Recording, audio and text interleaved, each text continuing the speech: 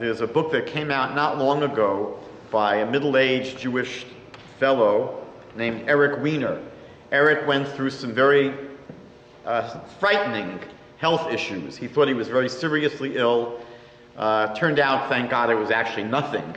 But the doctors were concerned. They didn't know what was going on with him. And this health crisis led him to really search and to really think about his life in a very serious way. And he went on a spiritual journey. The result of this spiritual journey was the publication of a book called Man Seeks God. Rather thick book where basically he goes on an odyssey to explore many different religions. As a Jew, he wants to see what other religions have to say about God and our relationship with God. And the very last chapter of the book, the very end of the book, he finally now checks out Judaism. That's the grand finale. And in the beginning of the chapter, in his book about God, he writes the following: "The truth is, I don't know him." God meaning, I don't know God. How could I? How could I know God? Jews don't talk about God. I have always found this oversight strange, given that love of the Almighty is central to our faith, and that Jews will happily talk non-stop about basically anything. Why the sudden reticence? Why the sudden reticence? It's sad to have to report that in all recent polling data among North Americans, Jews profess belief in God far less than any other ethnic or religious group. A recent Harris poll discovered that 10% of people identifying as Catholics didn't believe in God. 10% of Protestants, 10% of people identifying as Protestants reported they did not believe in God. 21% of Catholics did not profess faith in God, but 52% of Jews reported they did not have faith in the Almighty. The fact is that many Jewish people define themselves more by what they don't believe. I've often asked Jewish university students, could you give me the definition of a Jew? And often many Jewish university students will say, a Jew is someone who does not believe in Jesus. Now that's obviously an absurd definition, because there are many, many people in the world who don't believe in Jesus, and they're not Jews. But I ask these students, okay, that's how you define yourself, or that's how you define what a Jew is. I ask them, but what do you believe? I know what you don't believe, but what do you believe? And often there's very little response, if any. Very hard for many North American Jews to articulate what is it that they actually believe. In the mission statements of 17 of the largest Jewish federations and Jewish organizations in North America, so these are the Jewish federations, organizations like B'nai B'rith Youth Organization, Hillel, National Council of Women, the ADL, the Anti-Defamation League, Hadassah, JNF. Among 17 of the largest of these national North American Jewish organizations, in none of their mission statements is God mentioned. So often, God has become the elephant in the room of our Jewish world that we're quite uncomfortable with. And many of us are irritated when Christians like Tim Tebow so unabashedly express their faith in public. Mindy Ribner is a teacher of Jewish spirituality, Jewish meditation in New York. One of her first books was a book called Everyday Kabbalah. And in the book she mentions that as a young person, always at a very young age, very interested in God and spirituality.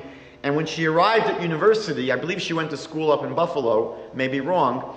When she arrived at university, she wanted to pursue a spiritual life.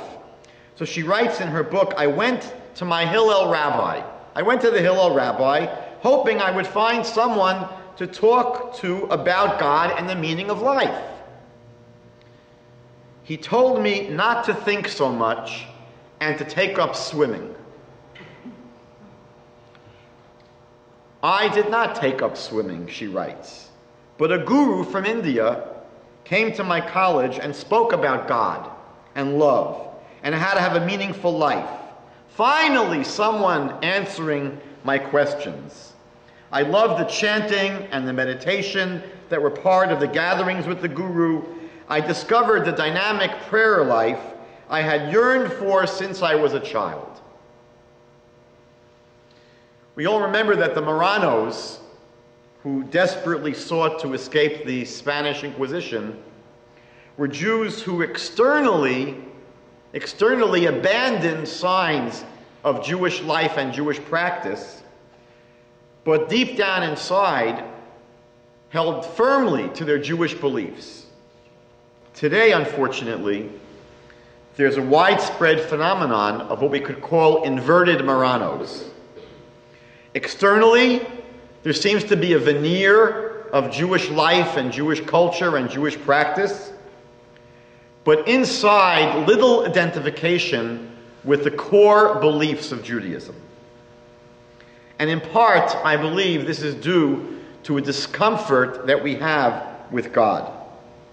Avram Davis, a teacher today of Jewish meditation and Jewish spirituality on the West Coast of the United States, shared in his book, The Way of Flame, his frustrations in trying to find Jewish mentors with which he could learn to grow spiritually. And in the introduction to his book, he writes, I would ask my questions of Jewish teachers and Jewish rabbis, and as often as not, I'd be steered in the direction of ancient texts, ancient words. These leaders seem to be saying, let the ancient writings of these holy but dead individuals guide you. I myself have no knowledge of what in the world you're talking about. But Avram Davis wrote, but I did not need more books. I was looking for the living power of the tradition.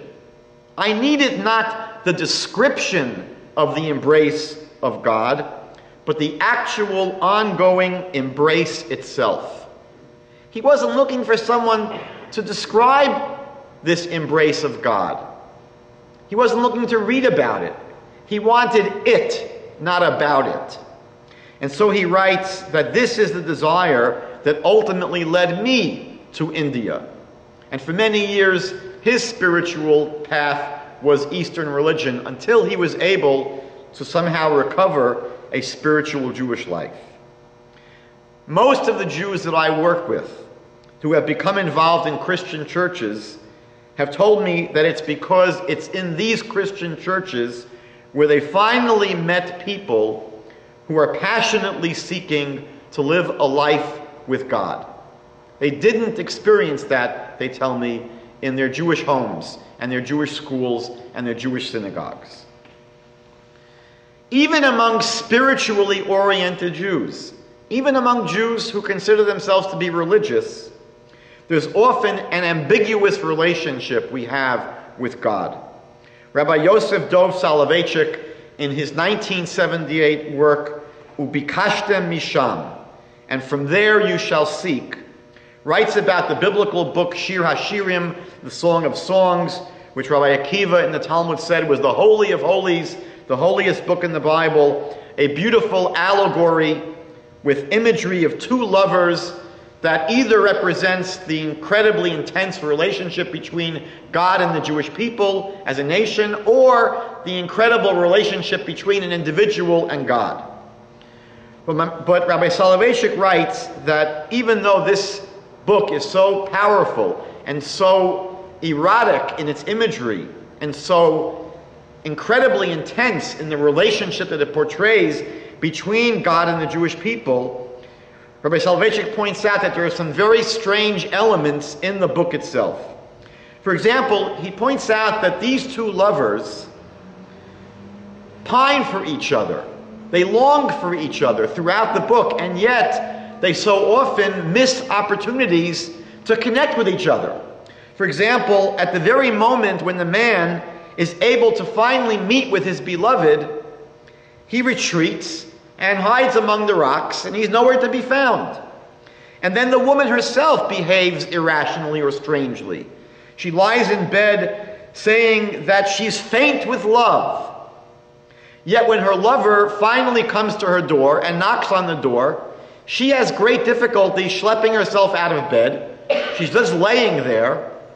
And finally, when she gets herself out of bed and goes to the door, he's gone. What a strange thing to find in a book that's supposed to be describing an intense, passionate relationship. But these two lovers seem often not to be able to get together. And we also, as well, have this ambiguous relationship with God. We're not totally comfortable with God. Many of us make an effort to come to synagogue and to pray, which is an experience the Talmud describes as one of the most exalted spiritual experiences we can have.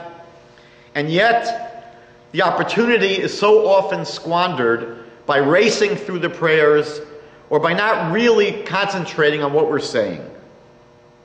Rabbi Soloveitchik once observed sadly that Jews don't really want to pray. He said they don't really want to daven. They want to have davened. They want to have done it and gotten it over with. But we don't really like to pray. We like to have prayed. Rabbi Nachman of Breslov, in his Likutei Maharan, chapter 155, writes, Ikar bilbul hatfila hu ba machamas chisron emuna. That the essential cause of our difficulties with prayer stems from problems that we have with belief and with faith itself. I just received from a friend of mine in New York the spring 2012 issue of an online journal called Klal Perspectives, which is a journal that is dedicated to the challenges facing the religious Torah Jewish community. And sadly, the entire spring issue of this journal focused on the lack of connection that traditional religious Jews feel with God. An entire issue, all the essays, struggling with this question and this problem.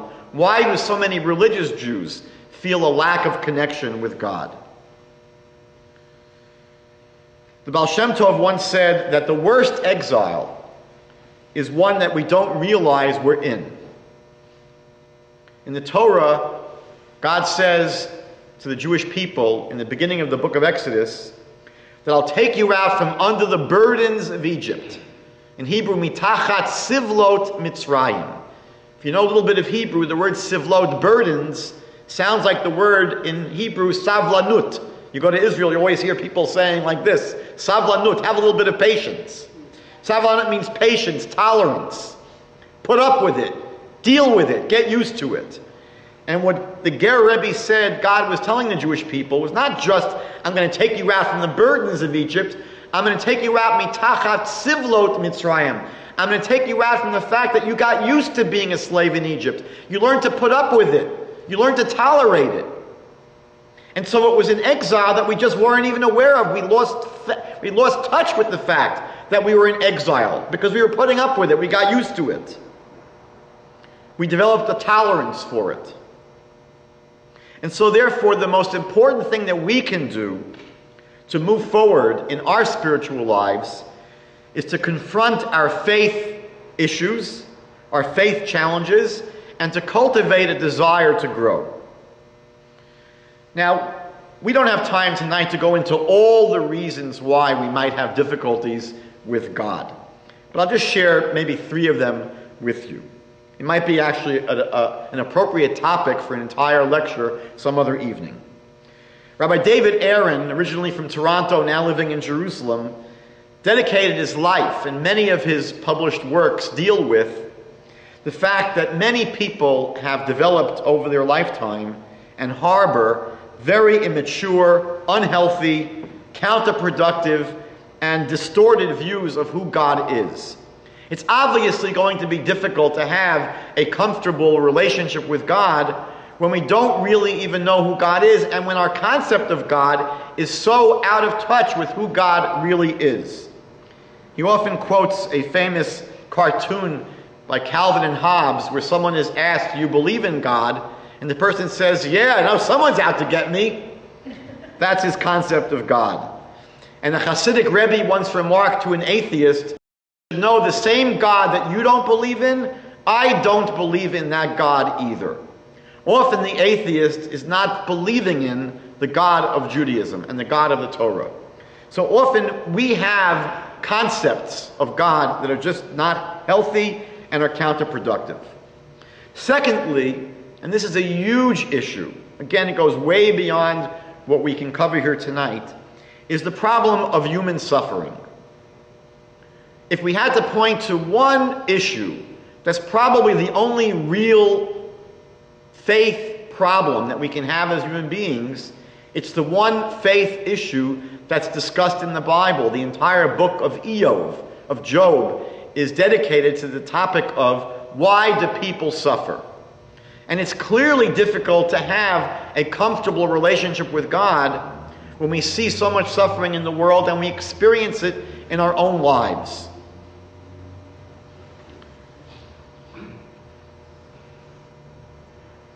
But the truth is that many people's thinking is distorted even when it comes to this. I'll share with you one story. When I was living in New York, I was giving a talk downtown in Manhattan on the topic of kashrut, the Jewish dietary laws. And I was in the middle of the lecture, halfway through the lecture, and a woman came into the synagogue. Perfect timing. A woman came into the synagogue and didn't bother sitting down. She announced to the entire room, "I don't believe in God." Okay? Thank you for sharing. So I asked her, I said, "Really, why don't you believe in God?" So she turned with a very serious expression on her face, and she said, "I don't believe in God because of the Holocaust.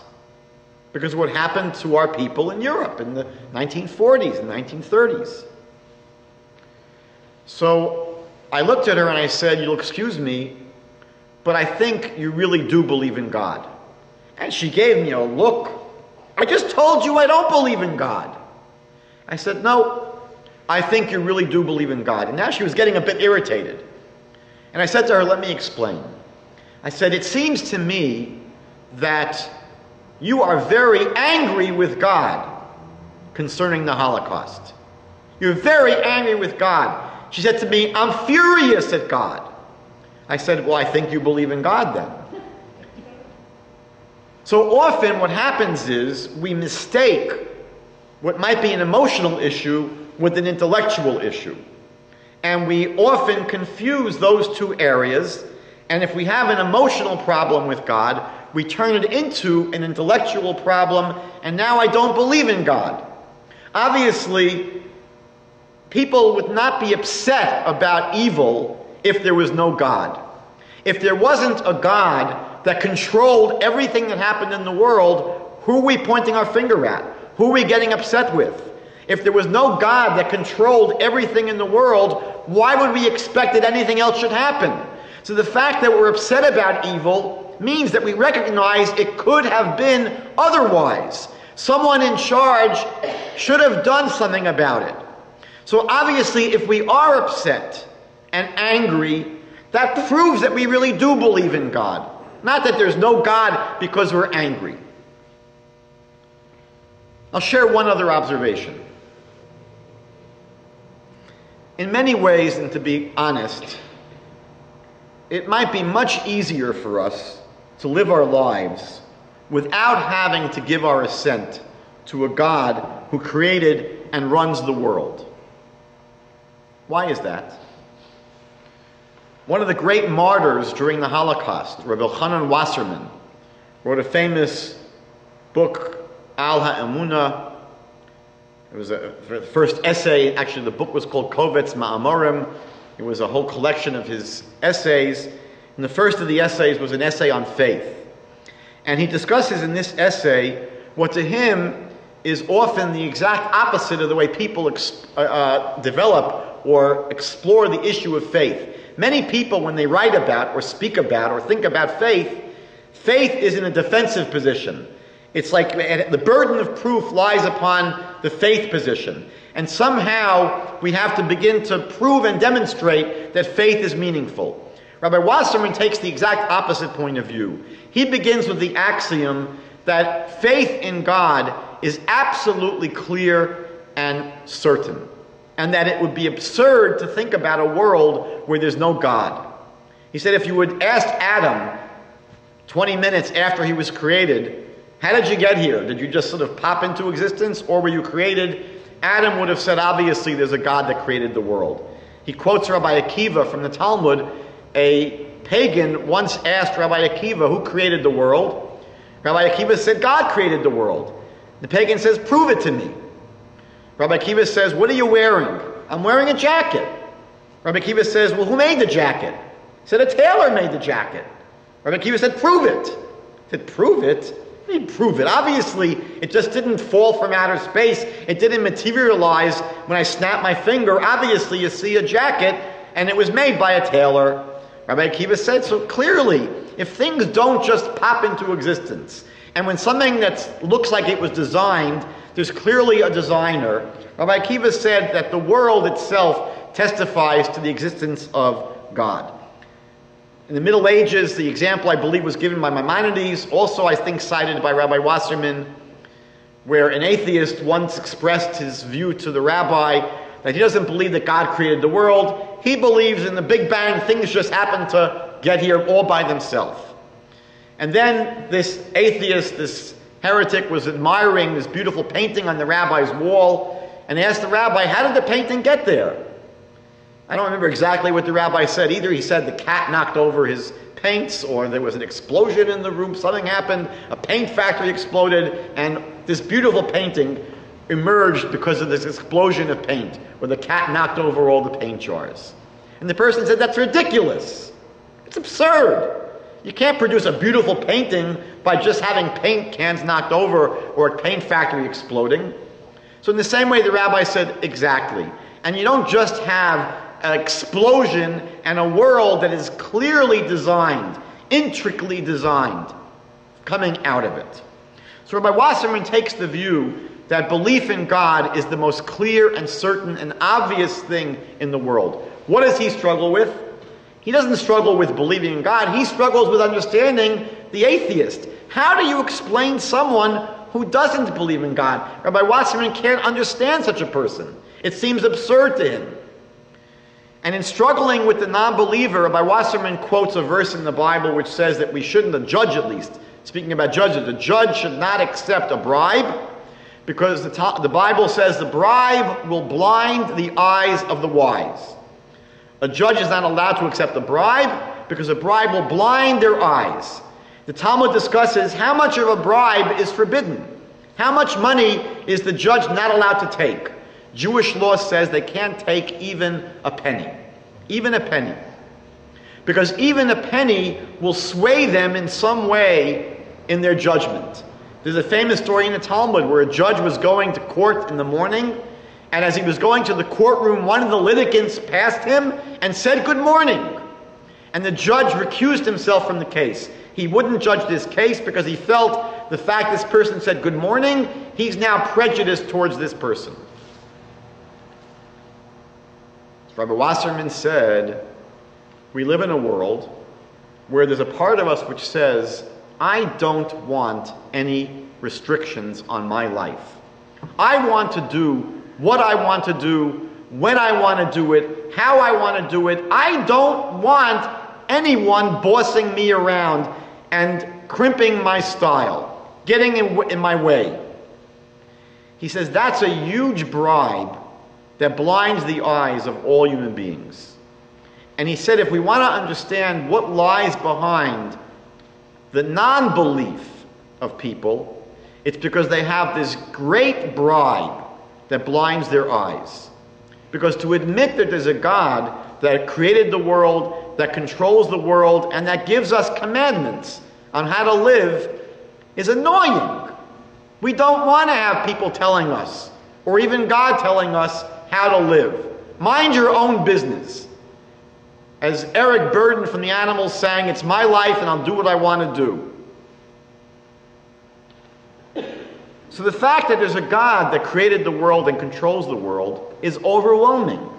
It's overwhelming to us. And we fear that our lives are going to be taken over. We feel we won't be able to be ourselves anymore. We feel that we'll be lost. The Kotzker Rebbe once quoted a verse where Moses says to the Jewish people, I stand between you and God. Says to the Jewish people, right? I'm standing between you and God. But the Kotzker Rebbe said what this verse means is it's the I that stands between you and God. It's the ego. It's our ego that often gets in the way between ourselves and between God. There are many, many other reasons that may lie behind our difficulties with God. I just touched on 3 of them tonight. But what are we supposed to do about it? What are we supposed to do about these difficulties and our uncomfort? As Jews, one of the names that we're called is Yisrael. And Yisrael, as you know, means he who strives and struggles with God. That's the name that we are. We are people that struggle and strive with God.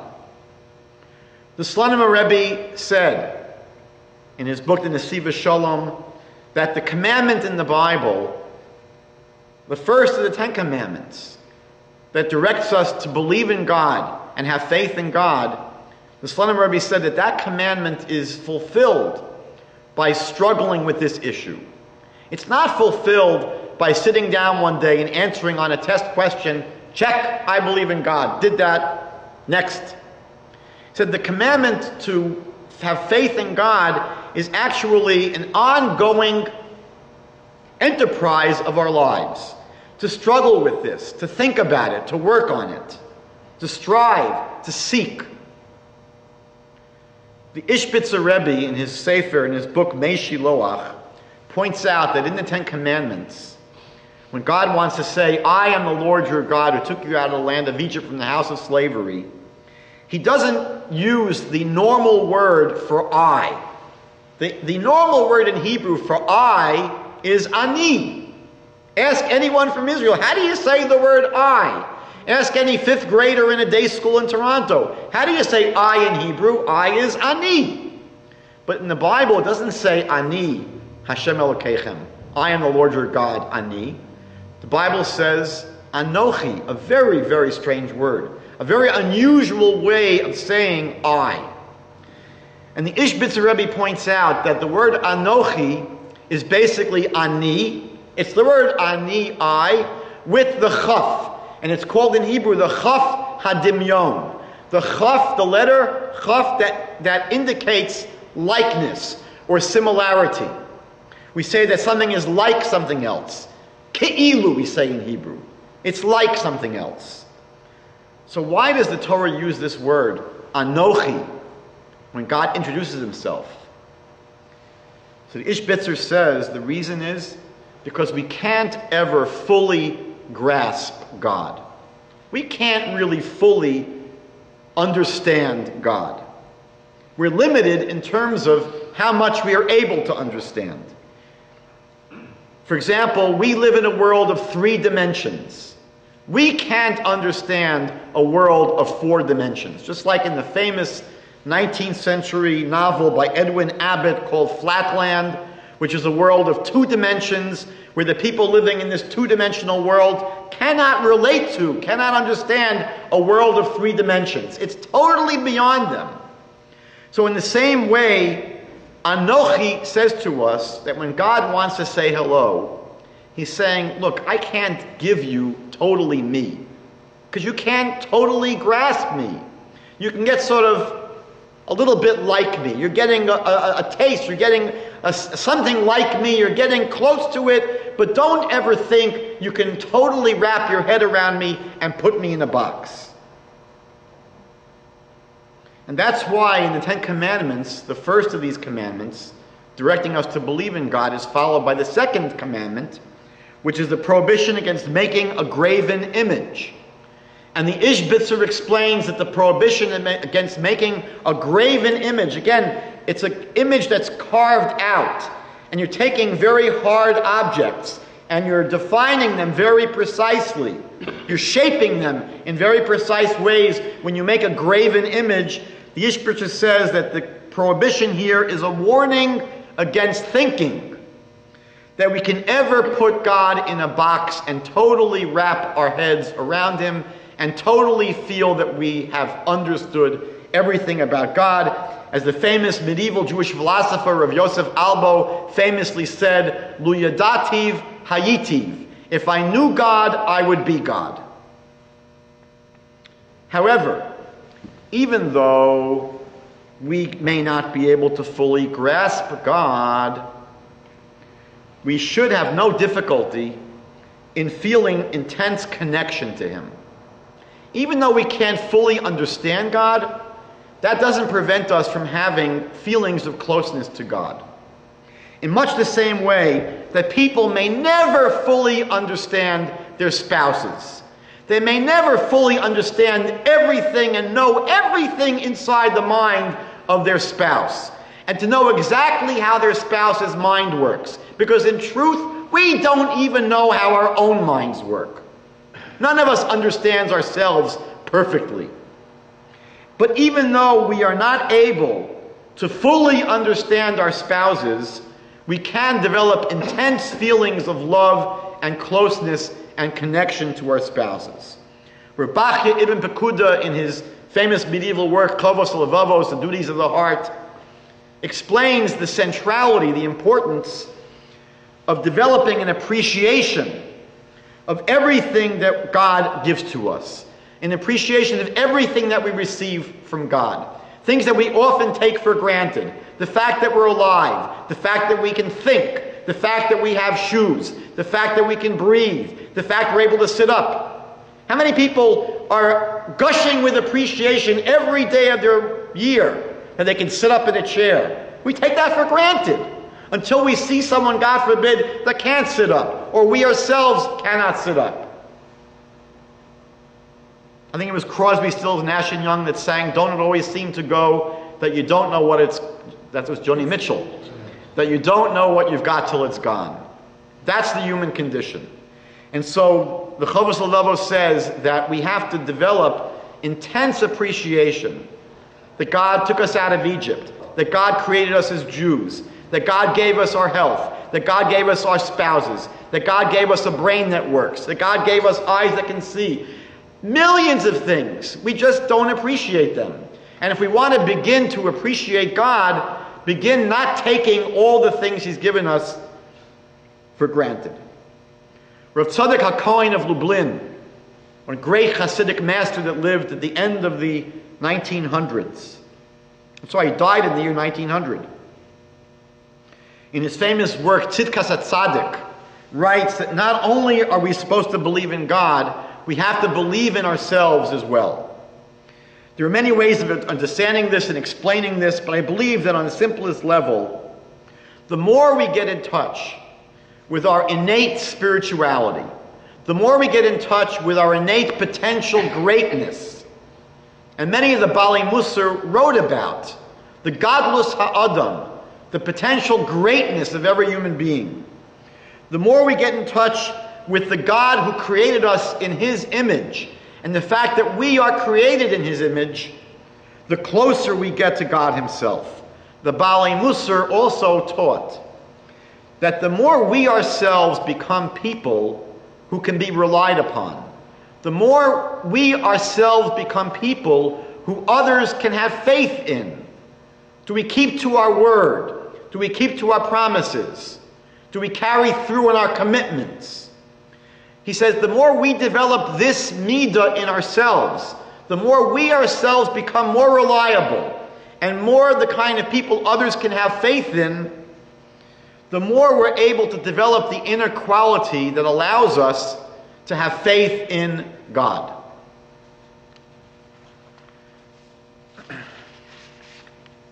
Faith in God is not a static concept that, again, you can just check off and say next mitzvah, like eating matzah. It's not like that. You can say, okay, I ate matzah at the Seder this year. Faith in God is not something that's simple and static. And that's why Rav Kook explains in his Orot HaTshuva, an amazing teaching. I'll first share with you something the Kotzker Rebbe said. The Kotzker Rebbe said, based upon a verse in Deuteronomy chapter 4, verse 29, where the Torah says, and you shall seek God from there and find him. And you shall seek God from there and you shall find him. The Kotzker Rebbe said that it's the seeking itself that is defined. It's the seeking itself that's defined, that basically the key to understanding the idea of developing a relationship with God is the realization that God is not so much a destination, it's a journey. It's not so much getting to a particular place where you can say, I've arrived, I'm there. It's appreciating the journey that's a lifelong dynamic process of growth. So Rav Kook discusses an amazing thing in his Orot HaTshuva. He discusses the first sin in the Bible. Now, most people assume that the first sin in the Bible involved a tree in the Garden of Eden, and that's true, but it's not the tree that we think it is. Most people assume the first sin was when Adam and Eve ate from the tree of knowledge of good and evil that they weren't supposed to eat. So Rav Kook says no. Based upon the Midrash, there was a prior sin involving trees. If you look carefully, read carefully, the story in Genesis, God said, let there be light, right? And God said, let there be everything, right? Baruch she'amar v'haya ha'olam. God spoke and the world came into existence. What was God's commandment to the trees? So the Bible says that God wanted what to emerge from the earth? Fruit trees. Fruit trees. What's a fruit tree? It's a tree that the tree itself can be eaten and tasted and appreciated. That's what God wanted. God wanted trees where the tree themselves were fruit. Not just trees that produced fruit. God wanted fruit trees. And the Midrash points out that the trees rebelled against God's command, and they didn't come out as fruit trees. When you read the Bible carefully, you'll see what happened is, what came out of the ground were trees bearing fruit, not fruit trees. What God wanted was fruit trees. Didn't come out. What came out was trees bearing fruit. A very strange story. That God asks for fruit trees, the trees rebelled. It sounds crazy. What are the rabbis talking about? And then the Midrash says that because of what these trees did, later on, God cursed the earth. Bizarre. Trees rebel and God curses the earth. How do we understand this Midrash? Rabbi Kook explained that what we're being taught here is that we live in a world. So the curse of this worldly existence, that's what it means when the earth was cursed. The curse of this earth's existence is that we live in a world where we only love the fruit and we hate the trees. That's how Rav Kook explains it. We live in a world where we don't appreciate the tree. We only appreciate the fruit. What he means is very simple. For us, the tree is what? The tree is a means to the end. Why do we like the tree? Because we get fruit from it. The tree itself, I don't care about the tree. I only appreciate the tree because of the fruit. And Rav Kook says that that's a curse. That to live in a world where we only look to the goal, we only look to the end point, we only look to the product, and we don't appreciate the process, we don't appreciate the journey, we don't appreciate life itself. That's so sad. And that's why the rabbis say it's only in the Messianic age when we're taught that the trees itself The trees will become edible. The rabbis teach that now there's only one tree where the tree itself tastes like fruit, the esrog tree. But in the times of the Messiah, we're taught that everything will be edible, the tree and the fruit.